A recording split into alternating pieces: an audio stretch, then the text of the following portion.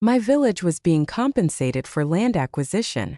My intellectual husband, missing for 20 years, suddenly returned, bringing a refined wife and 2 children. Surveying the house, he casually said, "Though the village built it, this is still our honeymoon suite. Legally, it belongs to the Cho family. I'll take 3/4 of the compensation, leaving you 1/4 as a reward for taking care of my parents all these years." I gaped at his shamelessness, about to argue when he kicked me, sending me tumbling down the steps unconscious. When I opened my eyes, I was back, right when my husband was about to leave for the city. "Yuan, Professor Jie fell into the river. Quick, save her." A frantic voice rang in my ears. Still dazed, someone shoved me, almost pushing me into the churning river. Turning, I saw that familiar yet alien face. Hatred surged. I grabbed him, jumping into the icy river. The cold water jolted me awake. I had been reborn. Seeing a figure sinking, I swam towards Professor Jie with all my strength. In my past life, I had risked my life to save Professor Jie, hoping to return to the city. After pulling her ashore, I was too exhausted to climb up. But my husband, Cho Weiman, carried the unconscious Professor Jie, completely ignoring my life and death. Worse, he lied, claiming he had saved her. This life, I wouldn't let him steal my credit. As I struggled to push Professor Jie ashore, Cho Weiman wailed in the water, begging me to save him. I just sneered, ignoring him, focusing on CPR for Professor Jie. She coughed awake, her eyes cold. "Why save me? Wouldn't death be better?" Her indifference stung. I whispered, "Where there's life, there's hope. Dawn will come." I heard someone got reinstated. "Professor Jie, please hang in there." Her eyes flickered with light. Coughing, Cho Weiman climbed ashore, scolding, "Yun, didn't you hear me calling? Why didn't you pull me up?" He turned to Professor Jie. "Professor, are you all right? Yun and I jumped in to save you, but I cramped up."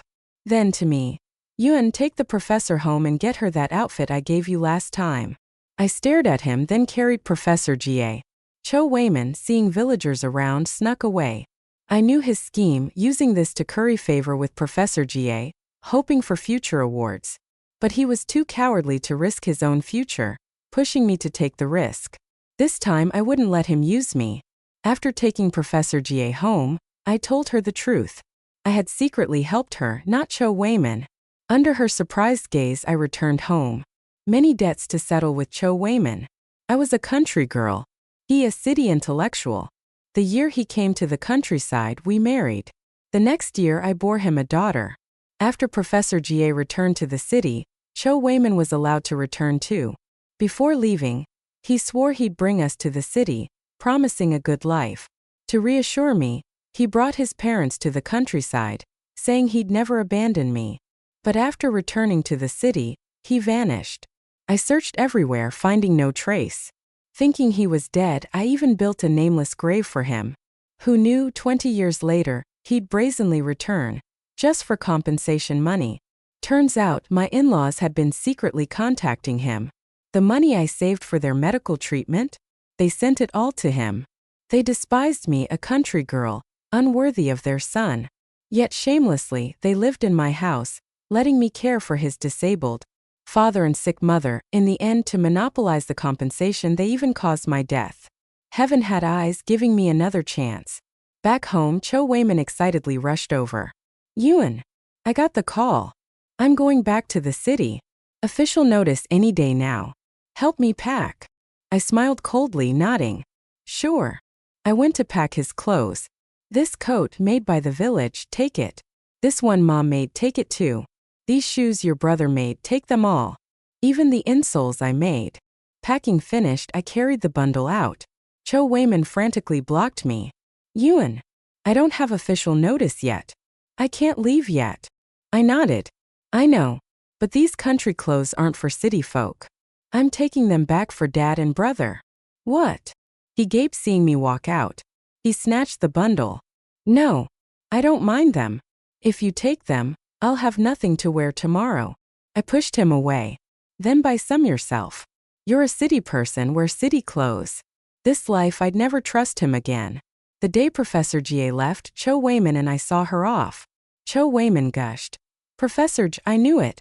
Someone as talented as you would contribute to the country again.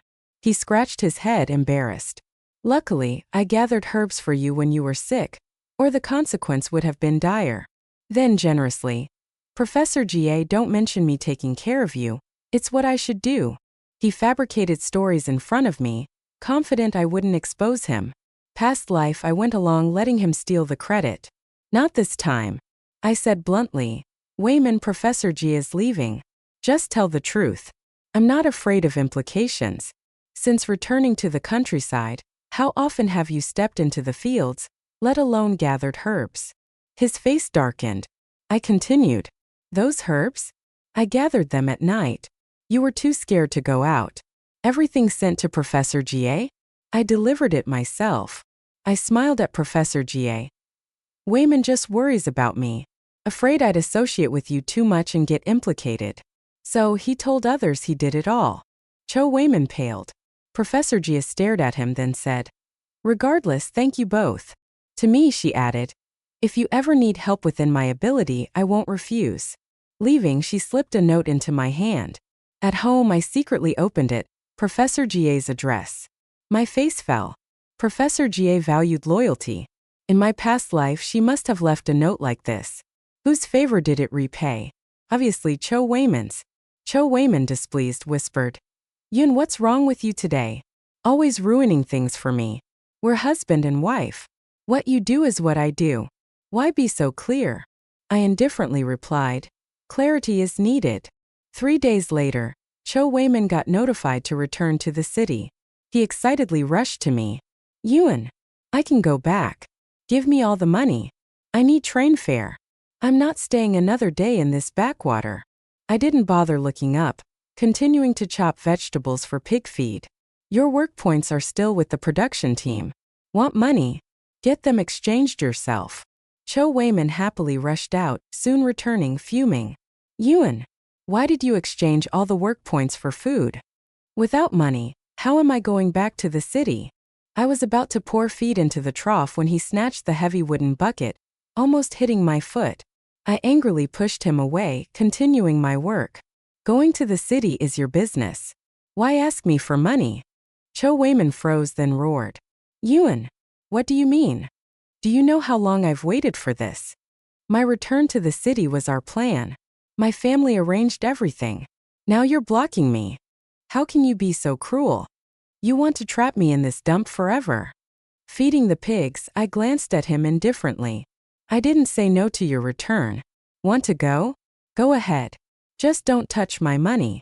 Already going to the city, why be stingy with this little money? Cho Wayman accused. I sneered, looking at him mockingly. If you're not materialistic, then don't wear clothes I sewed. Don't eat food I cooked. Insulting you? How am I insulting you? Just because I won't give you money? My sweat and tears exchanged for food, and you just beg for it. Yet dare say I insult you. Cho Wayman's eyes reddened on the verge of tears. Past life I might have softened, giving him everything he wanted. Not this time. Tears streamed down his pale face, his voice cracking with anger. Yun, you planned this, right? You gave my clothes away just to stop me from leaving. Just wait and regret it. He stormed off. I thought he'd beg for help. Instead, he borrowed money from villagers, enough for fare, and secretly left for the city. I once again saw Cho Wayman's true nature. After paying off debts to villagers, I considered changing my life. I wouldn't fall into poverty again. Unexpectedly, in less than half a month, my in-laws, whom I called parents-in-law in my past life, were sent back by Cho Wayman sooner than expected. Returning from the fields, I saw a crowd at my door. Eager faces. Seeing me, neighbors buzzed. Yun, your in-laws are here. They're taking you to the city, right? Right. Yun's got an eye for men. Married a city husband. Now she's going to enjoy city life. Oh Yun, if you find a good job in the city, remember my arrow. Yan's blessed. People looked at me with envy, as if I was about to become a city dweller. I smiled bitterly. This blessing, anyone wants it, I'll gladly give it. From the door, Cho Wayman's voice rang out. Mom, Dad, Yun's still mad at me. She thinks once I'm in the city, I'll ignore her and you. She doesn't trust me. But she's my wife with a lovely daughter. How could I abandon them? I'm going to the city for our family's future. If I find a good job, I'll bring them up. My father's joyful voice followed. Daughter-in-law, don't worry. Going to the city is a big deal, we understand. I trust Wayman truly loves you. Don't worry. Then a familiar voice, my so-called father-in-law. Hello, in-law. Sorry we couldn't come to the wedding. We raised him, we know his character. Rest assured, we know words are cheap, so we're offering ourselves as collateral. 2 old folks. We'll stay here so Wayman can go to the city worry-free. My father was overjoyed. No need, no need. I know Wayman's good. I rushed in, interrupting. Dad, no need. They're city folk. How can they live in the countryside? My in-laws turned to me. Looking at those familiar younger faces, I struggled to suppress my anger, clenching my fists so hard my nails dug into my skin. Past life, Cho Wayman sent them to the countryside. Naively, I thought he valued me, entrusting his parents to me. I was even happy, thinking even if he left, I'd have help at home. They didn't help at all. Instead, I had to work to feed them. For 20 years, I diligently cared for them, yet their hearts were cold as stone. My father-in-law was disabled, unable to work. His greatest help was occasionally catching fish from the river. My mother-in-law always complained of back pain, unable to do heavy work. At most, she fed chickens. My daughter grew up in the countryside with village kids, needing no care. Only later did I realize Cho Wayman sent his parents not because he valued me, but because at home, he had 3 brothers fighting for 1 job quota. He failed. But his brothers only got temporary jobs. He couldn't support his parents, so he pushed the burden onto me. I coldly stared at Cho Wayman, pointing at him, gritting my teeth. Cho Wayman, do you have any shame? Just back you freeloaded off me. Now you bring your parents to freeload too. Shu family, are you all freeloaders? The yard fell silent. Cho Wayman glared, face red, teeth clenched but couldn't retort. My in-laws gasped. My father-in-law huffed, glaring. Yun, daughter-in-law, what kind of upbringing do you have? How can you call your husband a freeloader? In the city, a wife like you would have been kicked out. My father pulled me aside, scolding. Yun, what nonsense are you saying? Wayman's just a bit weaker, why freeloader? Go greet your in-laws. I kicked a firewood bundle coldly, saying, Cho Wayman married me. Never carried firewood. Never chopped straw. If he's not a freeloader, who is? I glared at my in-laws. Want me to support you too? Dream on. Even my own parents I can't support yet. Why should I support you? Just because you're shameless, good at freeloading. My mother-in-law burst into tears. Wayman, I told you. Don't marry a country bumpkin. No upbringing. No filial piety. So embarrassing. She wiped her tears, turning to her husband. Let's go back to the city. We don't need such a wife in the Cho family. I scoffed. Perfect. I don't need a husband who can't carry or lift anything either. Go. From now on, I won't serve you. Before I finished, my father snatched a wooden stick, swinging it at me. Ungrateful daughter. I told you not to marry him, but you insisted. Now you have a child and you're causing trouble, embarrassing me. I'll beat you to death. The yard descended into chaos. That night, Cho Wayman snuck to me, his tone gentle. Yun, I know you're mad because I went to the city so you said those things today. I was wrong, I apologize. But I brought my parents here. Haven't you seen my sincerity? For normal people, parents were the most sacred blood ties, not easily severed. But sadly, the Cho family wasn't normal. They could heartlessly abandon their own parents for 20 years, ignoring them. And my in-laws? They conspired to deceive me, hiding all news of Cho Wayman, letting me support them for 20 years. In the end, just for compensation money, they even heartlessly caused my death. This life, I'd never believe a word from Cho Wayman. I carried firewood into the shed, saying indifferently, I see no sincerity, only wanting to dump burdens on me. If you really want me to trust you, easy. Take me to the city. Let me enjoy city life. Married you 3 years. Never been to the city. Even your relatives I haven't met. Your family is just like your mother, looking down on me for being a country girl, right? Since you despise me, go live in the city. Who cares? This was the first time I spoke so harshly to Cho Wayman. His face flushed, unable to retort. My in-laws stayed in the village a few days, couldn't take it and decided to leave. After some thought, Cho Wayman decided to take me with him. I left my daughter with my parents, following them to the city. Stepping into the Cho family home as expected, my brothers and sisters-in-law's faces were ugly. The condition for his brothers letting him return home was pushing his parents to the countryside for me to care for. Now his parents returned, bringing me too. The cramped 70 sqm house had to hold 8 adults and 2 children, not counting his pregnant sisters-in-law. Crowded to the point of barely turning around, Cho Wayman and I were relegated to the living room floor. I sneered. No wonder you rushed to send mom and dad to the countryside. Your house is so small. Even my shed is bigger. My in-laws' faces flushed. Their contemptuous gazes slightly wavered. Cho Wayman's brothers had stable jobs. His sisters-in-law, housewives, naturally ordered me around. I wouldn't serve them. Early morning I left. 1978, household contract responsibility system was coming. Market opening soon. Past life, searching for Cho Wayman, I wandered many cities, doing all sorts of jobs. Now I wanted to find a good place to open a meat sauce noodle stall. This noodle dish I learned from an old lady in my past life. She was weak. I helped her and she taught me her skills. I cared for her till she passed. This life, I'd find her again. From past life memories, I found the old lady, now just over 50, but burdened by life, her hair prematurely white. I remembered her saying her sick husband would die by year-end, and her son working at the farm would have an accident next year. Half a year left. If I helped her earn money, I could prevent past life tragedies. I told her I wanted to borrow her noodle-making tools. She looked at me suspiciously, but seeing me make meat sauce noodles and placing a stack of money before her, she reluctantly agreed. I started a noodle stall at the steel mill gate. Initially, people just watched, but the savory aroma of noodles drew them in. Soon, over 100 bowls sold out. 1 yuan per bowl. Large portion. Filling. The sauce, specially stir-fried minced meat with secret spices, was irresistible. The old lady, seeing over 10 yuan earned in one morning, tearfully said, "Girl, if anyone troubles you, say I opened the stall. You're just helping." For over 10 days, we sold noodles. After deducting costs, we earned over 50 yuan, a great sum. A third-tier steel mill worker only earned over 40 yuan a month. This was significant income. The old lady wanted to split half, but I refused. "Take this money, treat your husband.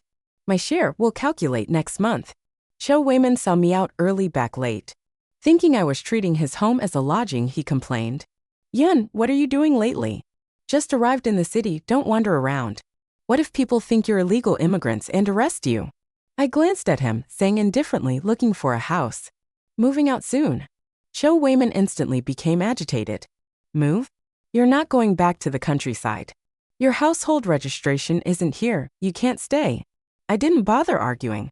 Just laid down, closing my eyes. Stay or not up to you. Next year, a reform wave would sweep the country. This life, I'd seize the opportunity. Besides selling noodles, I wasn't idle. I asked Cho Wayman to introduce me to his relatives and neighbors. Cho Wayman borrowed money from his relatives. I followed suit. In a month, his parents couldn't take it, asking me to leave. But before leaving, I secretly borrowed money from those relatives. Borrowing, I lamented. The Cho family's poor. Too ashamed to ask, so they asked me, their country daughter-in-law, to borrow for them. Naturally, the debt fell on my in-laws. With money, I moved in with the old lady. She was happy. With savings, we decided to separate, each running our own stall. With money, the old man's illness was quickly treated. 3 months later, his health improved, able to walk. The old lady also saved a lot. I suggested she visit her son at the farm. After discussing with the old man, she trusted the house and stall to me, leaving with her husband. Then I received a letter from Professor Ga. She asked if I had divorced Cho Wayman. Turns out, though I didn't give her his address, he found her, asking her for a job. Professor Ga, not thinking much, helped him. Who knew soon after, he asked her to introduce him to a woman. Sensing something amiss, she wrote to ask me. I took a train to Chuan City, arriving at night. No wonder in my past life I couldn't find him. He had run to such a remote place. I loitered near his workplace. Soon I saw him. He held a bouquet of roses wrapped in old newspaper, about to give them to a young girl. Her face flushed with shy joy. Seeing her bashful look, I guessed This girl was his wife in my past life. I sneered, rushing over, grabbing his hair.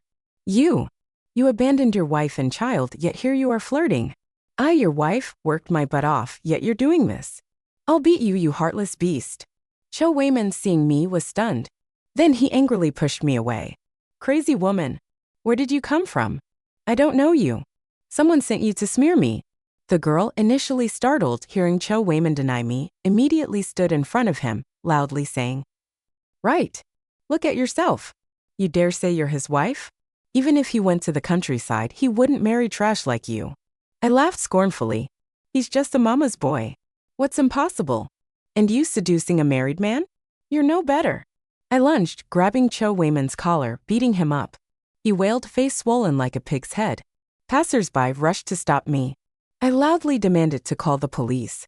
Cho Wayman quickly grabbed my hands, whispering, Yun, enough. I know you're reborn. But so what? You're just a countrywoman. Past life or this life, you're unworthy of me. I froze. He's reborn too. At the police station, he wasn't scared. Calmly telling the police she's crazy. Obsessed with me since the countryside. Now causing trouble in the city. Arrest her. I gritted my teeth, asserting he is my husband. I bore him a child. I took out my household registration book. But it only had my and my daughter's names. Police asked for a marriage certificate. I couldn't produce one. Back then, we only had a wedding never registered. Cho Wayman used this loophole. Returning to the city, pretending to be single. Marrying another. He produced his household registration book, only him and his parents. Police helpless. Cho Wayman wrote a statement declaring I wasn't his wife. My daughter wasn't his. Stamped by police. It ended there. Leaving the station, Cho Wayman looked at me disgustedly. Yun, from now on, don't cling to me. I held up the paper, faintly smiling. Same to you. Don't bother me again. I coldly stared at him, emphasizing each word. Remember, the house in the countryside and my daughter have nothing to do with you. Cho Wayman sneered. That shack? 20 years before compensation. 20 years I have more money than I know what to do with. With my ability soon, I'll be rich. Yun, you'll regret feeding me today. I ignored him. Buying a train ticket back to the village. Back in the village, I gave the farmland back to my parents, taking my daughter to the city. A city rising full of opportunities. But only for those who stoop to pick them up. Someone like Cho Wayman used to shortcuts. Even with opportunity in front, might miss it. I wrote to Professor G.A. Soon after, Cho Wayman returned dejected. Turns out the job Professor G.A. found him had probation. He thought he was still successful, past life, acting high and mighty. Quickly disliked. He failed. Probation. He went back to Professor G.A., begging for help, but she refused. Meanwhile, my noodle business thrived. With the old lady's secret sauce, I opened branches. The Shu family, seeing my stalls packed, were green with envy. Cho Wayman sneered. Just selling cheap noodles? Reborn and still doing low-class work, dirtying yourself. One day, he came demanding I repay his debts to relatives and friends. I scoffed, spitting on the ground. In the countryside, you borrowed money in my name. Now I repay you in kind. The money he borrowed, people only came to me. The money I borrowed, not finding me, they could only go to the Cho family. The proud Cho family living with relatives had no choice but to pay. From then on, the Cho family and I had no debts. Somehow, Cho Wayman and his second brother scraped together money, sneaking south to do business. I sent a kid to follow him. Soon he returned, reporting he was selling electronic watches. Smuggling. I immediately reported him. Though markets were opening, smuggling was still heavily controlled. Cho Wayman and his brother were arrested. All illegal gains confiscated. Both prosecuted, facing prison. The once arrogant Shu family wilted like frostbitten eggplants. I heard his second sister-in-law quickly divorced, taking her child. Helpless, his parents begged me for help. I considered, then agreed to visit Cho Wayman in the detention center. Meeting again, he was gaunt, unrecognizable. Beard unshaven. Clothes disheveled. Reeking. I stood back. He agitatedly rushed to the bars, pleading. Yoon, save me. I know you have money. Just help me pay the fine, I won't go to jail. I'm reborn. I know future events. We can make money together. Rest assured, this time I won't abandon you. Let's marry right now. Register our marriage, okay? Yoon, only you can save me now. I smiled faintly. Looking into his eyes, hope flickered. Just as he thought I'd agree, I coldly said, right. Only I can save you now. I saw joy flash in his eyes. But immediately I dropped a bombshell. But I don't want to save you. His face instantly paled. I stared at him, word by word, emphasizing. Cho Wayman, don't forget how you treated me in our past life. Don't forget, you yourself said I have nothing to do with you. So why should I save someone unrelated to me? I'm here just to see how pathetic you are. Seeing you like this, I'm very happy. Finished, I laughed, turning to leave. Leaving him desperately clinging to the bars, calling my name in panic. Returning home, good news. The old lady and her husband returned with their son. They'd arrived in time, bringing medicine saving their son. The Shu family still wouldn't give up. His parents kept coming to me, wanting me to pay for their son. They even spread rumors I was still the Cho family's daughter-in-law. But sadly, they had no proof. They even wanted to kidnap my daughter to threaten me. I immediately called the police, accusing them of kidnapping. My in-laws insisted she was their granddaughter. But I produced the paper Cho Wayman signed, stating my daughter and I had no relation to him. I had anticipated this, hence, forcing him to write it. As a last resort, his parents went back to the village, finding witnesses. Sadly, no one helped.